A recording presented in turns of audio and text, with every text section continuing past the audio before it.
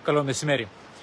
Gero vidurdienio linkėjimai iš Kretos ir vėl iš Chanijos prieigų prie jūros, nes taip jau klostėsi, kad čia vis dažniau atsiduriam ir vis dažniau būnam. Tai papasakosiu keletą istorijų ir aišku apžvalga visos savaitės, artėjančios savaitės, kaip ir kiekvieną sekmadienį mano Kretoje, su visais pastebėjimais ir atsakymais į jūsų klausimus, galbūt kurių netrūksta jau pastaruoju metu vien tik dėl to, kad daug kas pradėjo planuotis atostogas pavasariui, vasarai arba rudeniui. Bet iš pradžių apie tai, kur esu. Taip, atrodo jūra, atrodo, kad ir paplūdimys kažkoks tai, bet, maudytis čia okei, galbūt ir galima, bet tai yra iš tikrųjų vienas iš įdomesnių Chanijos rajonų, į kurį poilsiautojai labai retai patenka, arba žino, ko čia ieškoti, arba žino, kas čia bus.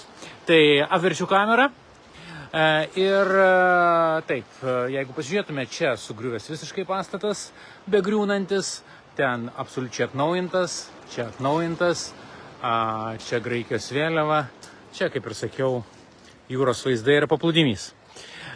Esu rajone, kuris graikiškai vadinasi Tabakarija.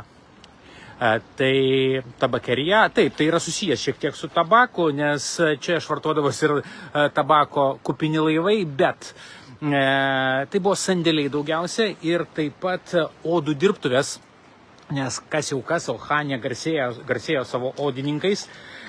Ir tuo pačiu, aišku, kvapas čia buvo nekoks. Jei kada nors šiais laikais buvote Fese, Maroke, ten yra odininkai, tai tenai be mėtų aš bent jau nebuvau įėjęs į tą vietą, vien tik tai pasižiūrėti, kaip odininkai dažo odas. Kažkas buvo ir čionai. Dabar tai buvo visiškai apleisti pastatai, kaip tik matote, absoliučiai sudaužytais langais apleistą pastatą, bet kas vyksta šiuo metu Tabakarijoj? Tabakarijoj įsisuko architektai ir dizaineriai. Ir po truputį šitas rajonėlis atgimsta. Praeisim šiek tiek pro jį, parodysiu jį. Ir be abejo, vieną gražią dieną greičiausiai šitas rajonas taps vienu populiariausių ir galbūt tokių išskirtinių rajonų Chanijos prieigose, nes visiškai šalia Chanijos miestas.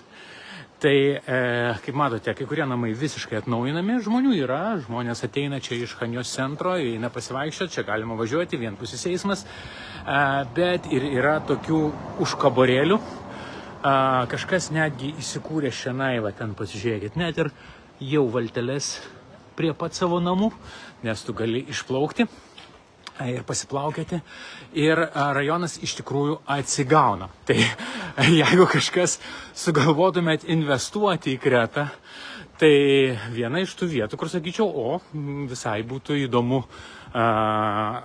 pasižiūrėti nekilnojamo turto, bet šiuo metu jau yra pabrangęs. Ir čia, pavyzdžiui, jau malkos sukrautos, kažkas čia gyvena, čia yra dizainerių ir architektų dirbtuvės, ne vieną tokią mačiau už langų.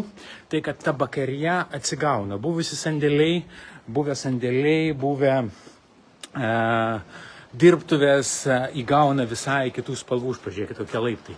Laiptai padaryti pusiau mediniai, pusiau akmeniniai. Tikrai taip senais laikais niekas nedarė. Čia jau yra dizainerių pasidarbuota šiek tiek. Tai ir nedideli paplūdimiukai su balkonėliais, čia kažkas užsidaręs, dar nepabaigta.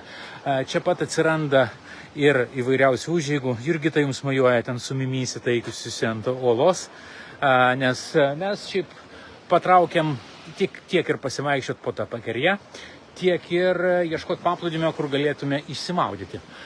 Oras visiškai palankus, šiuo metu oro temperatūra +18 ir žinome vieną, kad gali būti paskutinis šansas išsimaudyti prieš artėjančią dar vieną Kakokerija. Kakokerija, jau gal kas klausotės manęs ne pirmą kartą, žinote, kad Kakokerija tai yra blogų orų fenomenas ir sako sinoptikai, kad Kakokerija artėja vėl prie Kretos ir pridarys savų bėdų.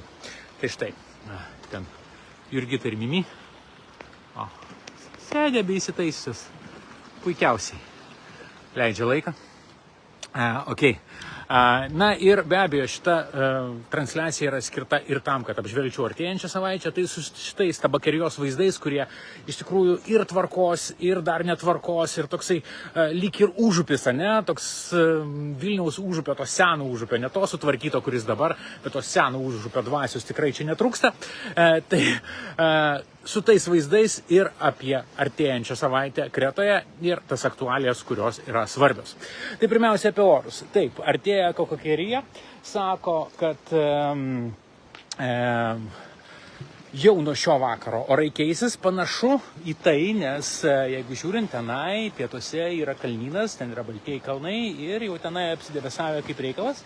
Čia dar nuo jūros yra giedra, bet šįsyk tas blogas oras ateis iš pietų, atsisuka pietų vėjas, kuris kaitaliosis iš visų pusių ir be abejo sujauks absoliučiai viską.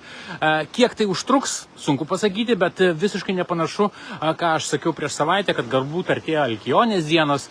Alkionės dienos tai yra tokia savotiška bobų vasara ir kai tikrai Alkionės dienos prasidės, apie jas papasakosiu kur kas daugiau, bet nepanašu, kad tai bus Alkionės dienos, beje, čia yra vila. Gal kas norėtumėte apsistoti iš tokiu vaizdu? Galima nors ir dabar. Tai ne, Alkionių dienų panašu teks palaukti, o kol kas gyventi su lietum, o to lietaus iš tikrųjų reikia. To lietaus reikia, čia yra laipteliai, galima ir nusileisti. Okay. To lietaus vis dar reikia ir kai pasišneki su vietiniais gyventojais, sako, reikia ir lietaus, ir sniego, visko reikia Kretai. Tai pagyvensim, pamatysim, kiek to lietaus ir sniego bus. Bet sniego netrūksta kalnuose, iki kalnų kol kas vis dar nenuvažiuojam, yra įvairiausių reikalų, bet kad ta paklotė sniego būtų didesnė, būtų dar geriau. Va tenai, tolumoje, jeigu ne debesis, turėtume matyti kalnus. Tai lyg ir pirmadienis, antradienis, trečiadienis bus blogas oras, vėliau viskas taisysis, bent jau sako taip sinoptikai, bet mes gyvenam saloje ir puikiausiai žinom, kad saloje orų nepaprognozuosi.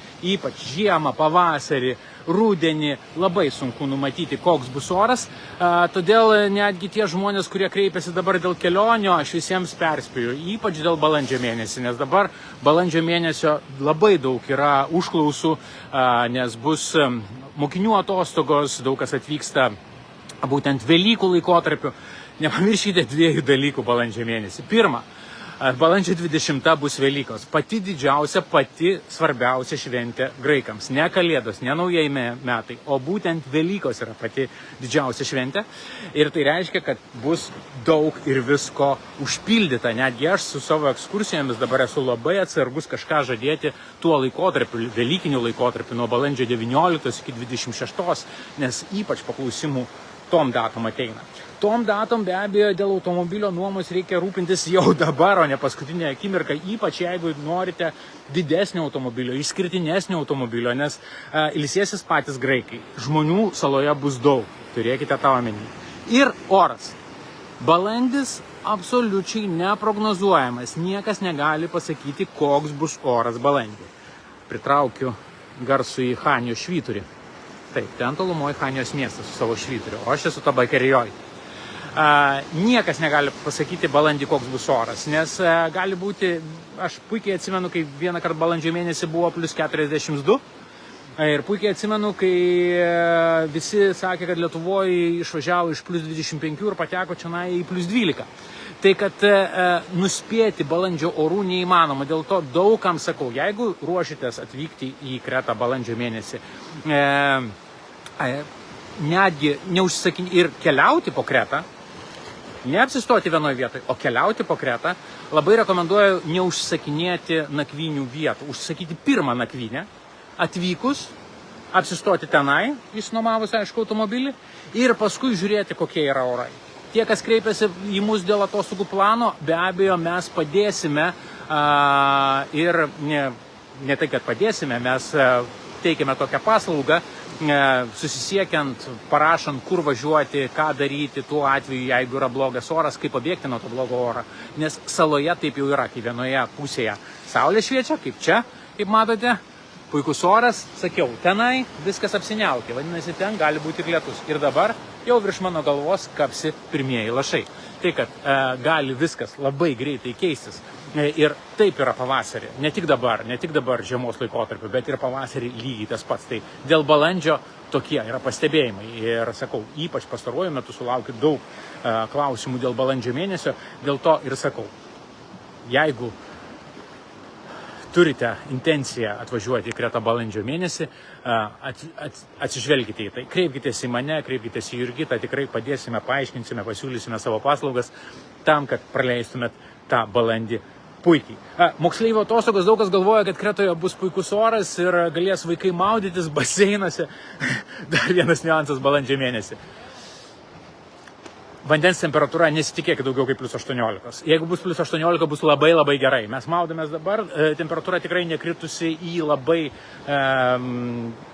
žemumas didelės ir nekris. Aplink Kretą vandens temperatūra nekrenta žemiau plus 15, dabar yra apie plus 16, tikrai ne pats šalčiausias vanduo, kuriame esu maudęsis prie Kretos krantų, bet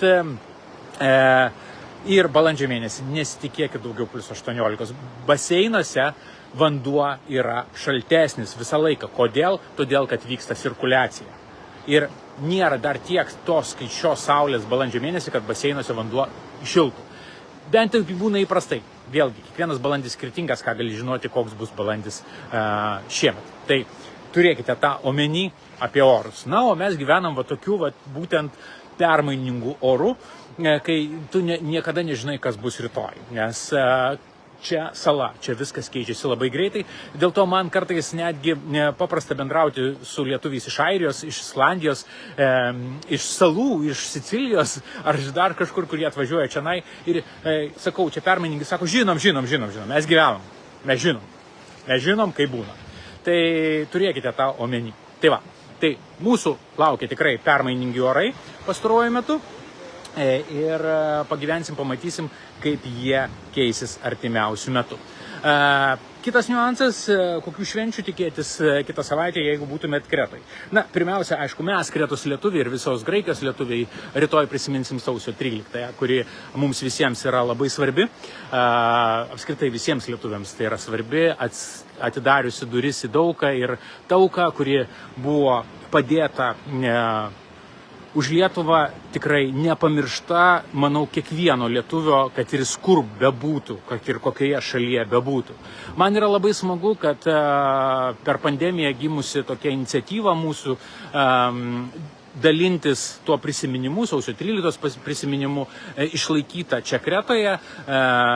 Mes su viena keramikė, su Gintarė, sutarėm, kad būtų pagaminti 3 vazonėliai su neužmirštuolėmis ir tie vazonėliai keliauja. Jie 2 liko žemynę, Graikijai, o 1 vazonėlis yra čia, Kretoje, ir tas vazonėlis keliauja iš Kretos lietuvių rankų į kitas rankas ir jau buvo ir kuris tik nebuvo, ir pas Vaidą, ir pas Aureliją, dabar pas Sandrą. Tai turim tokią gražią tradiciją. Aišku, nedaug kas, bet yra žmonių, kurie sako, kad neužmirštuolė netinkamas simbolis, nes simbolyje esmė, prisiminime esmė. Okei, simbolis gali būti neužmirštuolė, simbolis gali būti vytis. Ir pliektis dėl to, koks simbolis yra geresnis, tiesiog nematau prasmės. Tiesiog prisiminti tai, kas yra svarbu, sausio 13 mums čia, Kretos lietuviams, labai, labai svarbu ir mes ją būtinai prisiminsime visi kartu. Kartu su jumis, tie, kurie esate Lietuvoje ar bet kažkur kitur pasaulyje. Tai sausio 13 pirmas dalykas. Čia bet labiau mums. Graikai, stengiamės tą žinutę perduoti graikams, aišku, jie supranta, jie stebisi, kai kurie nežino tų įvykių, bet vis dėlto išgyventi tai jiems yra sunku, nes per daug ir jie turėjo tragedijų savo istorijoje. Beje, vakar kaip tik žiūrėjau filmą Įsmirnimų Ahapimeni. Susiraskite, jis yra Netflix'e, anglų kalba yra berods nesubtitruotas, netgi dubliuotas. Ir pažiūrėkite tą filmą apie Smirnos tragediją. Tai, kad kiekviena tauta turi savo tragedijų, savo kažkokių tai istorinių tokių baisių dalykų ir suprasti vieni kitus kartais mums ir sudėtinga, bet kita vertus per kažkokias tai patirtis mes galim būti ir kartu. Tai graikams stengiamės pasakoti apie tą mūsų išsivadavimą sausio 13-ąją ir kiek tai yra mums svarbi. Ir jie be abejo su tam tikrom sąsajom, su tam tikrais pavyzdžiais, jie puikiausiai supranta, kaip tas dalykas yra svarbus mums, lietuviams. Kita šventė, jau graikiška, vėl vaizdai iš aplinkui, bandysiu per šitas uolas, štai kur aš stoviu, žinokit, aš vaikštau ant tokių uolų, nėra labai saugu, man reikia žiūrėti po kojam, tam, kad jums parodyti kitus vaizdus. Bet kita data, jeigu žiūrint link datų, tai yra sausio 17, kuo jinai svarbi graikams, ogi Ajos Adonijos. Ajos Adonijos išvertus Šventas Antanas. Švento Antano diena ir taip, ne birželio mėnesį, kai mes Lietuvoje įpratę, o sausio 17. Tai jeigu pažįstate Adonių, sveikinkite. Turbūt tie, kas keliavo su manim ir tie, kas keliavo su mūsų maršrutais po Kretą, atsimenat, kad kretiečiai mane vadina Adoniu. Tai nebejoju, kad gausiu sveikinimų iš jų. Tai yra mano antras vardas, Audrius Antanas, turiu 2 vardus ir dėl to čia Kretoje daug kas mane žino Adoniu, vien tik dėl to, kad neištarė Audriaus vardo. Tai pasirinkau tą antrąjį vardą ir Ajos Adonijos būtent yra sausio 17. Kaip nekartą minėjau, tai yra vardadieniai čia švenčiami labiau negu gimtadieniai. Tai sveikinkite tuos Adonius Kretoje, Graikijoje, kuriuos pažįstat, jie tikrai jums siūs pačius nuoširdžiausius linkėjimus ir padėkas už tai, nes jiems tai yra tikrai svarbu. Ajos Adonis vienu metu globojo mokinius ir studentus, bet šiek tiek pertvarkant visas tas pareigybės, dabar manau, kad Ajos Adonijos daugiau akcentuojamas kaip psichinių lygų, psichiatrų, psichologų globėjas. Psichinių lygų turinčių asmenų globėjas, tai reikia tą turėti omenyje, šnekant apie Šventąjį Antaną. Tai jeigu domėsitės, susiraskite jo istoriją, kas jis buvo, kur jis gyveno ir keliaudami po Kretą tikrai rasite ne vieną Švento Antano cerkvę, kur prie urvų, nes jis gyveno urve. Jei bus įdomu, tikrai rasite jo istoriją. Matau, kad Aistė klausia, gal galite parašyti filmo pavadinimą, būtinai parašysiu. Graikiškai jis vadinasi Ismirni mu Hepimeni, išvertus tai yra Smirna mano mylimoji. Tai būtinai dar parašysiu, gal ir Netflix'o nuorodą atsiųsiu, kad pasižiūrėtumėte tą filmą. Iš tikrųjų, tai yra, beje, šnekant apie tą filmą, tai vienas brangiausių Graikijos filmų, netgi sakoma brangiausias, jo pastatymas kainavo apie 5 milijonus eurų. Ir jis buvo pastatytas minint 100-metį Smirnos gaisro, kai buvo sudeginta Smirna ir kai įvyko ta didžiulė tragedija, pražudžiusių ne 1000, netgi žmonių, 10 000 žmonių. Tai buvo skerdynės. Baisi istorija. Graikijos, žinokit, istorija yra labai baisių, dėl to graikų santykis su mirtim yra labai įdomus. Bet čia jau atskira tema ir manau, kad šitą temą kartais pagvildinu savo ekskursijose. Tai jeigu keliausim ir užklausit, būtinai atkreipsiu dėmesį į tai, nes graikų santykis su mirtim nuo antikos laikų, nuo tragedijų yra visai kitoks negu galbūt mūsų. Ok, nereikia čia taip liūdėti. Tokia liūdna gaida, geriau kažką linksmiau. Štai pažiūrėkit, Jurgita vis dar sėdi ant savo akmenuko, laukia manęs, kol aš baigsiu kalbėti. Na, o pabaigai, kaip ir visada, žinote, kad Facebooko grupėje Atostogos Kretoje ir Santorinėje kiekvieną savaitę būna kažkokia užduota tema, pokalbiams, diskusijoms ir ačiū tie, kas dalyvauja, nors pastarąją temą apie tradicijas gvildeno labai mažai kas, bet dėkui tiems, kas parašėte, o prizas, kaip visada, egzistuoja, nes, kaip ir sakiau, kiekvieną savaitę tarp sezonių, nuo sezono iki sezono, vyksta šitas toks konkursas, aš užduodu temą, kartu su Jurgita pasitarėm dėl tos temos, mes ją paskelbėm Facebooko grupėje Atostogos Kretoje Santorinėje, jūs diskutuojate ir mes tada išrenkam vieną laimėtoją, kuriam atitenka 25 eurų kuponas apsipirkti mūsų elektroninėje parduotuvėje kretoskoniai.lt. Tai Šįsyk mes nusprendėm, kad tas prizas atitenka Bernadetai. Bernadetai, kuri labai nori į Kretą, bet dar nebuvusi Kretoj. Bendrauja su mumis nuolat ir klausė apie Velykas, Velykų tradicijas. Jis sakė, labai nori pamatyti Velykų tradicijas, uždavė kelis klausimus. Aš jai kol kas dar neatsakiau, bet šiandien pasistengsiu atsakyti ir tuo pačiu pasveikinti su šituo laimėtoju, Bernadeta Martinaitytė. Sveikinu laimėjus šitą mūsų prizą savaitės konkurse.